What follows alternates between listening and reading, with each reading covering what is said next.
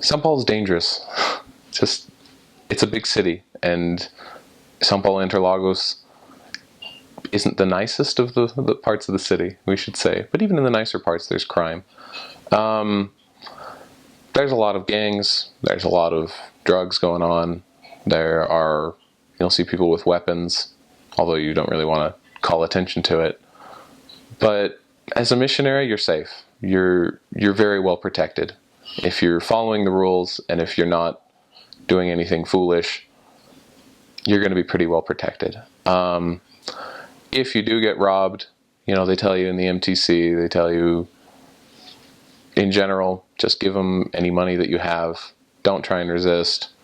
Usually they're armed and pretty dangerous people. They'll ask you for your cell phone, which isn't really a problem if you get robbed and you give them your cell phone, but you can ask for the SIM card back, which is the important thing because they will give it to you. Sometimes, I should say sometimes.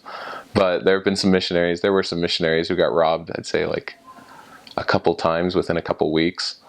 And every time they just say, "Hey, can I have the SIM card?" And the robber would actually pause, open up the cell phone, pull out the battery, pull out the SIM card, give it back to him, and then leave. So I mean, it's just desperate people needing money, and they'll get more desperate if you don't have money. But in general, you're safe. I mean, there's not really safe areas for the sisters to be in. It's not like they can really separate the sisters into safer areas, but sisters don't really have problems down there. If they do,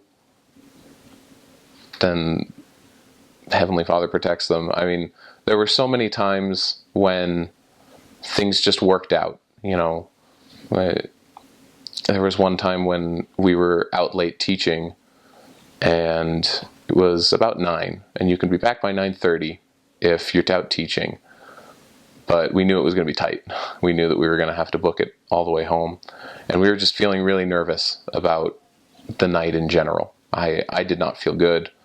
When we got outside, I was ready to start knocking on people's doors and ask if we could use their phone to call a member and get a ride. Because I didn't feel good. Our phone was out of minutes. Our phone was out of minutes. And sort of right as we walked outside and we were trying to decide what to do, a member just up and called us and said, "Hey, elders, I was just driving home. Do you need anything?" And we hadn't told him or anything that we'd be out teaching late.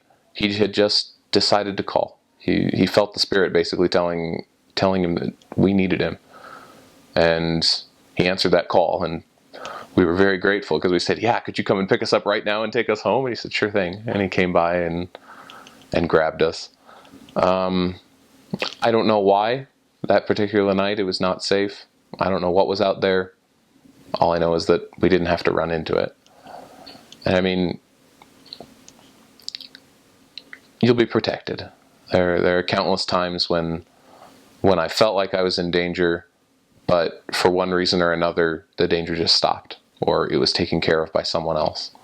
So danger exists in Sao Paulo, but as a missionary, you're free from it.